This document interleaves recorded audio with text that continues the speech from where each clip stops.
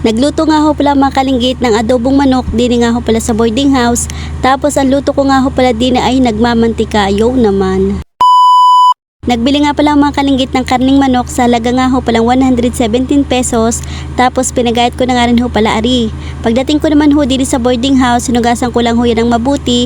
Tapos nagayat na nga rin pala ako dyan ng bawang. Nagsalang na nga ho pala ako dyan ng kawali, tapos naglagay nga ho pala ako dyan ng kaunting mantika at magigisa nga ho pala tayo dyan ng bawang. Dahil wala nga ho pala ako nabiling sibuyas, bawang na nga lang ho pala yung ginamit ko diyan.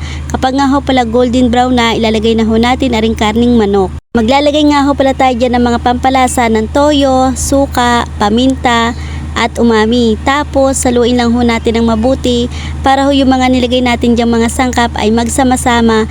Tapos balibalik na rin lang ho natin na rin karning manok para ho pantay yung pagkakaluto. Dahil ang pinaglutuan ko nga ho pala ng kawali ay medyo maliit nga ho pala. Tapos naglagay nga ho pala ko dyan ng dahon ng laurel. At mo na nga ho palang tatakluban para ho mabilis maluto yung karning manok. At makalipas nga ho palang ilang minuto, medyo paiga na nga ho pala yung sabaw, ay naglagay nga ho pala ko dyan ng 2 scoop na asukal. Tapos ihintay lang ho pala natin aring maiga yung sabaw. At makalipas nga ho palang ilang minuto, aring na nga ho, luto na yung ating adobong manok. Simple nga lang ho pala yung pagkakaluto ko diyan, pero the best naman ho yung lasa, yung naman. Dahil luto na nga ho pala rin mga kalinggit, ay pwede na nga ho pala tayong kumain. Ano pa hong iniintay nyo dyan, kumuha na kayo ng kain na bahaw at sumabay na ho kayong kumain dini. Kaya nga ho pala mga kalinggit, puro bahaw yung pinapakuha ko sa inyo, ay masarap nga ho pala rin sa bahaw. Kung wala naman ho, edi yung bagong saing. At sumabay na ho kayong kumain dini, yo naman. Kain tayo mga kalinggit at na nga ho palang titikman aring akin nilutong adobong manok.